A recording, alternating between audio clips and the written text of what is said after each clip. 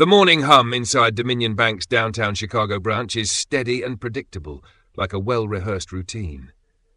The marble floors gleam under the fluorescent lights, every sound amplified, the faint click of pens, the shuffle of papers, the whir of money counters behind glass.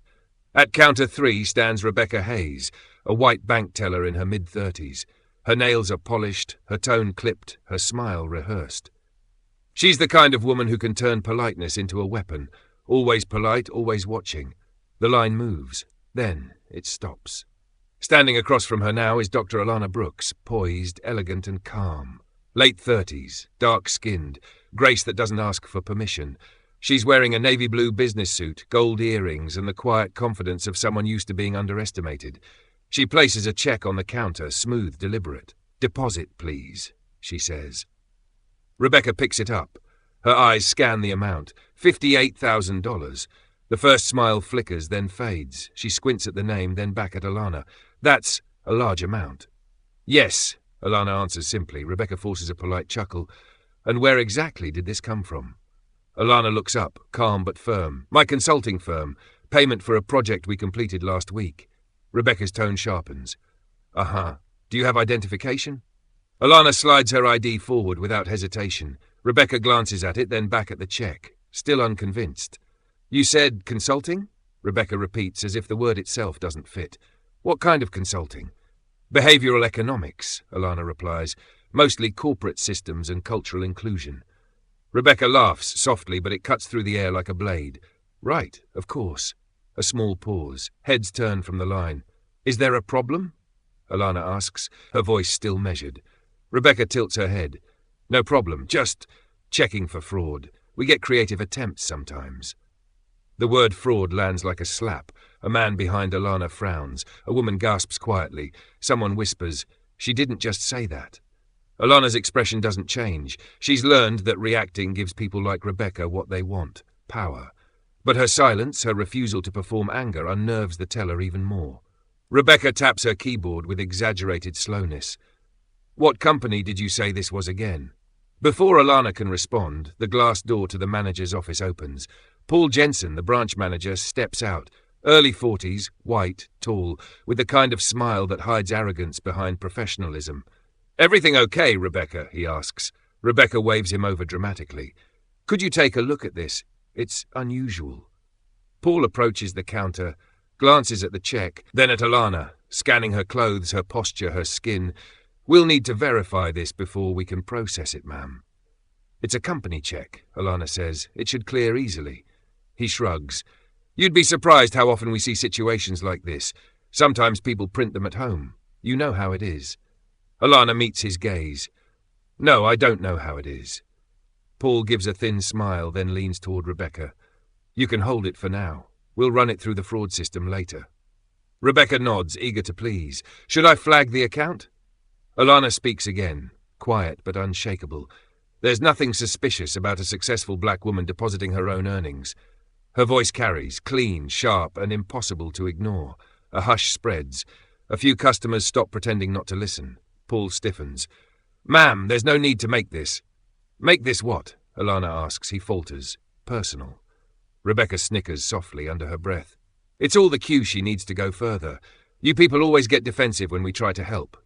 That phrase, "you people," draws a visible reaction. Even the security guard by the door looks uneasy. Alana breathes in, slowly. "If that's how you define help, I'll pass." Rebecca folds her arms. "Well, we can't deposit what we can't trust." Alana glances down at the check, then back at the teller. "Then perhaps the problem isn't the check." Rebecca's smirk widens. A smile soaked in venom. She looks at the manager, who gives a small approving nod. And then, without hesitation, Rebecca tears the check in half. The sound echoes through the marble lobby. Gasps, phones lift, fingers freeze mid-typing. "What are you doing?" Alana asks quietly. Rebecca holds up the torn pieces. "We don't accept fraud here." Alana stares at her, the weight of centuries pressing behind her silence. "Do you know who I am?" she finally asks. Paul scoffs. "We don't need to." A silence thick enough to choke fills the lobby. Alana steps forward, her voice calm, measured, almost merciful. "You just tore up a legitimate check," she says, "from your own company, signed by your CEO, my husband." The words drop like thunder, but Rebecca and Paul scoff. Rebecca replied, "Then my husband is the President of the United States of America." But Dr. Alana just collects her purse, turns toward the exit, and walks past the crowd. The kind of walk that commands silence. Every step echoes like justice measured in heels on marble. As the doors close behind her, the sound of her composure lingers longer than any word could. But to understand what exactly happened that morning and who Dr. Alana is, we will take a step back into the memory lane of the same morning. The morning began like any other. Alana Brooks was used to moving through spaces that weren't built for her. Boardrooms, contracts, negotiations. But in her own home, the world finally made sense. Her South Loop apartment was quiet, sunlit, designed with intention. No clutter, no chaos, just calm. The way she liked it. Her husband, Evan, adjusted his tie in the mirror. "You sure you don't want me to handle the deposit?" he asked. She smiled. "You're the CEO, Evan. I think I can manage a trip to your bank." He laughed softly. "Our bank," he corrected, then kissed her cheek before heading out the door. It should have been a simple errand, a 5-minute stop. But history has taught Alana one truth. Being overqualified never protects you from being underestimated. So when she got inside the Dominion Bank branch in Lakeview, she noticed a pattern. Smiles that came easily to others seemed to tighten around her. The teller on the left laughed with a customer.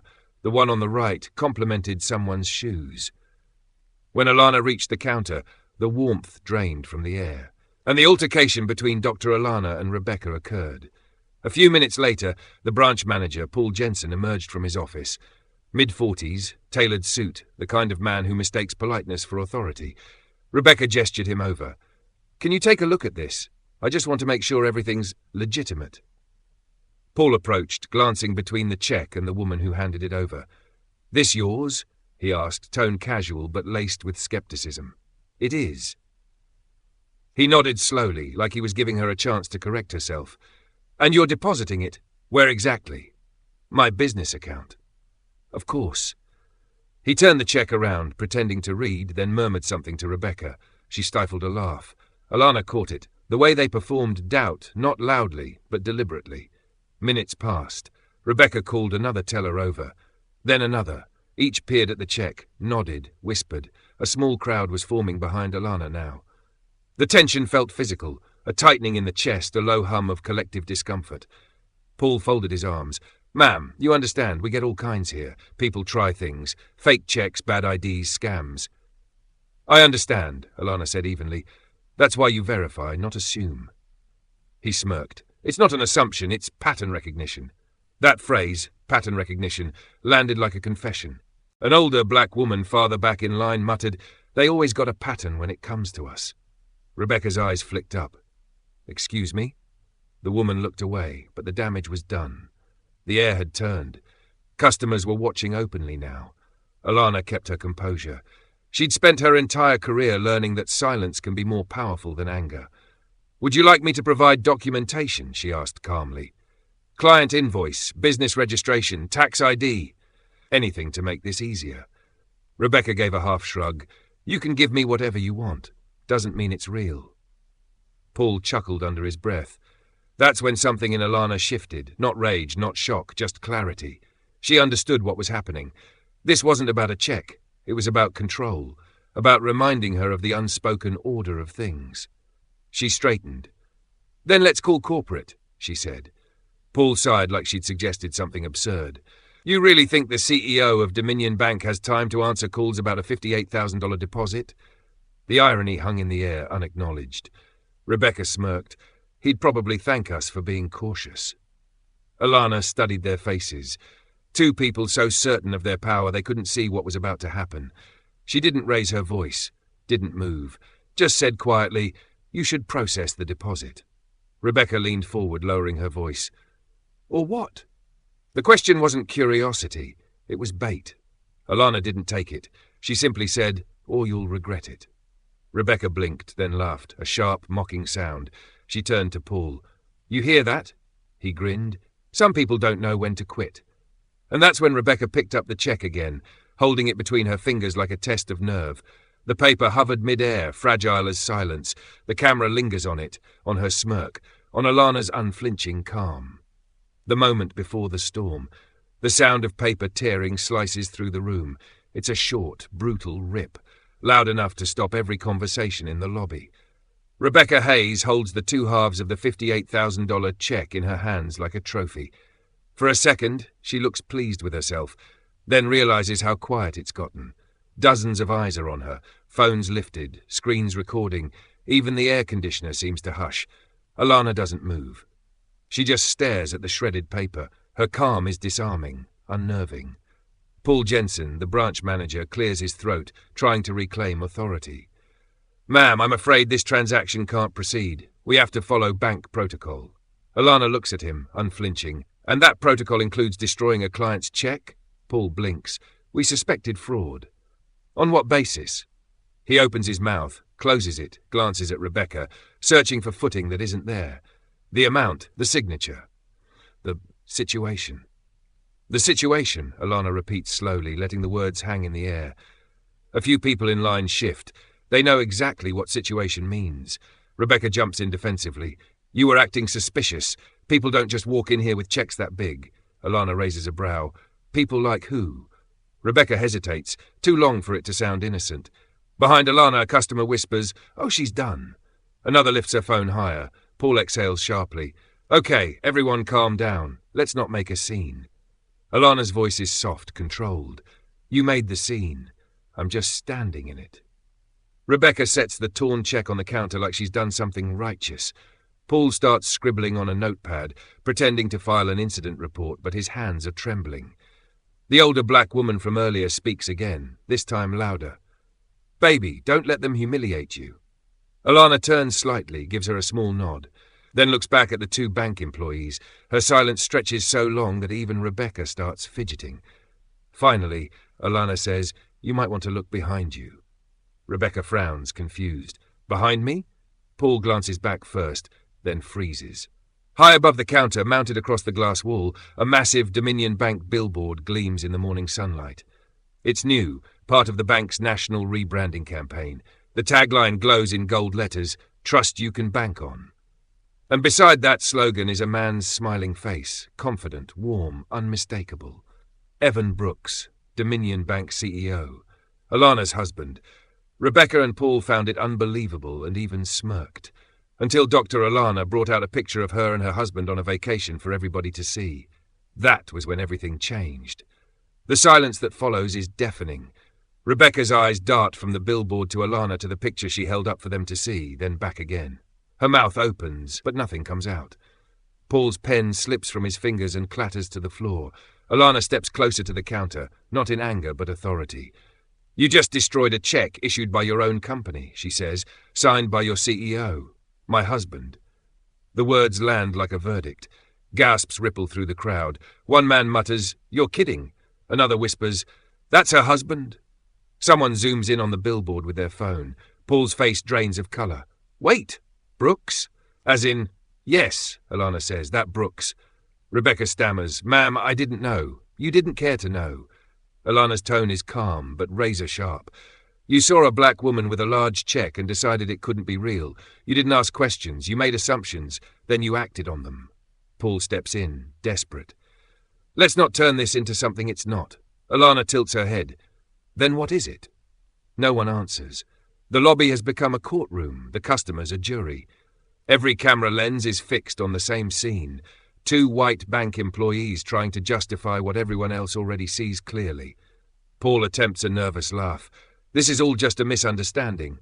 A customer cuts him off. "No, it's discrimination. We all saw it." Rebecca's hands are shaking. "Please, just let us fix this." Alana looks down at the torn check. "You can't fix what you chose to destroy." Paul tries to recover the fragments, his fingers fumbling. "We'll reissue the deposit." "It's not about the money," Alana says quietly. "It's about what you thought when you looked at me." That line hangs in the air, heavy and true. Dr. Alana turns, picks up her purse and starts walking toward the door. The security guard moves aside. Cameras follow. Behind her, Paul calls out, "Ma'am, please." But his voice is drowned out by the click of phones and the soft murmur of an audience that knows history just happened in front of them. Outside, the sunlight feels different. Alana pauses at the steps, breathes deeply. She doesn't look back. She doesn't need to. By the time she reaches her car, her phone buzzes. A text from a friend. "Is this you?" She opens the link. The video, less than 30 seconds long, already has tens of thousands of views. The title, "Bank Teller Tears Up Black Woman's Check," then realizes who she is. She watches the clip. The arrogance, the rip, the silence, the slow camera pan to the billboard. Her face steady. Their faces unraveling. She locks her screen, smiles faintly, drives away. Hours later, Dominion Bank's PR team is in chaos. Emails flood in. The clip is everywhere. News sites, Twitter, TikTok, YouTube. Dominion Bank trends nationally.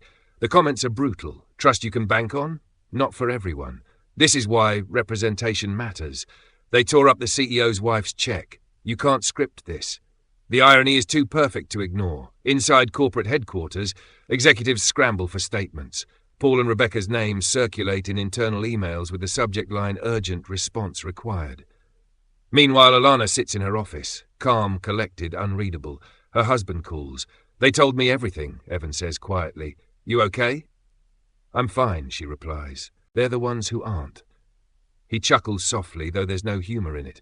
"It's going to get messy." "Good," she says. "Some messes deserve light." Days later, the world has already seen it. The video of Rebecca tearing up that check has crossed every timeline, every platform. Morning talk shows debate it, news anchors analyze it. Some call it a modern Rosa Parks moment. Others say it exposes what corporate diversity statements try to hide. Dominion Bank's PR department scrambles. Statements are drafted, deleted, redrafted. By noon, the official apology is out. "This does not reflect our values. The employees involved have been placed on leave pending investigation." But the internet isn't done. Screenshots flood in. Old reviews from other customers begin to surface. Complaints about bias, microaggressions, selective policy enforcement. Dominion's spotless image begins to crack. Through it all, Dr. Alana Brooks stays silent. No interviews, no online statements. She doesn't need to speak. The truth is already speaking for her. Meanwhile, inside Dominion Bank's boardroom, executives rush between meetings. Lawyers whisper. Evan Brooks sits at the head of the long boardroom table, composed, silent, his expression unreadable. When the room finally quiets, he says, "We don't fix this with spin, we fix it with substance." He glances toward the screen showing a still from the viral video. His wife, standing tall, calm and unbroken, while others lose control. "That's what leadership looks like," he adds quietly. 3 days later, a press conference is being held, a wall of cameras, microphones lined up like a firing squad. The press expects damage control, maybe tears, maybe a lawsuit. Instead, Alana steps to the podium beside her husband. The audience quiets. She looks radiant but restrained. No anger, just quiet conviction. 3 days ago, she begins, I walked into a Dominion Bank branch to make a deposit. What happened next wasn't just about one teller or one manager. It was about what happens when bias hides behind procedure and prejudice hides behind professionalism. A pause. You've all seen the video. You've seen what was said, what was done. But what matters now is what comes after. She explains that her consulting firm, Brooks Strategies, will be partnering with Dominion Bank to lead a nationwide initiative on cultural intelligence, unconscious bias and workplace equity. Every employee, from teller to executive, will undergo mandatory training. She doesn't call for firings or vengeance. She calls for transformation. The goal, she says, is not to shame, but to shape. The same system that tried to diminish me now has the chance to grow if it's willing to learn. The room breaks into applause, not loud, but reverent. Even some reporters look moved, and a week later the first training is ongoing. It's inside a conference room, rows of chairs, projector humming. A banner reads, Dominion Equity Initiative, Session 1, Seeing Beyond Bias. Rebecca Hayes walks in slowly. No makeup, no smugness, just exhaustion and humility. She finds a seat in the back row, clutching a notebook she's too nervous to open. Paul Jensen enters moments later, keeping his distance. For once, his posture isn't confident, it's contrite. Then Alana enters. The room stills. She walks to the front, calm, professional, radiant in a white suit that feels like both armor and a peace offering. No bitterness in her eyes, only focus. She begins, I know some of you are here because you have to be, but I hope you'll leave because you want to be better. She doesn't mention Rebecca by name, but her words reach her anyway. Throughout the session, Alana speaks about microaggressions, systemic patterns, and how prejudice often hides in the spaces between rules. She uses her own story, not as revenge, but as a case study in how easily dignity can be dismissed. The audience listens, uncomfortable but engaged. Rebecca scribbles notes furiously, as if each word is a mirror she's afraid to look into. At one point, Alana pauses at a slide that reads, "Respect is not what you give after seeing someone's title. It's what you give because they're human." That line lands heavy. Even Paul looks down. By the end, Alana opens the floor for questions. Rebecca hesitates, then stands. Her voice trembles. "I can't undo what I did," she says quietly, "but I want to learn how not to be that person again." Alana meets her eyes. For a moment, the room holds its breath. Then Alana nods, once firmly.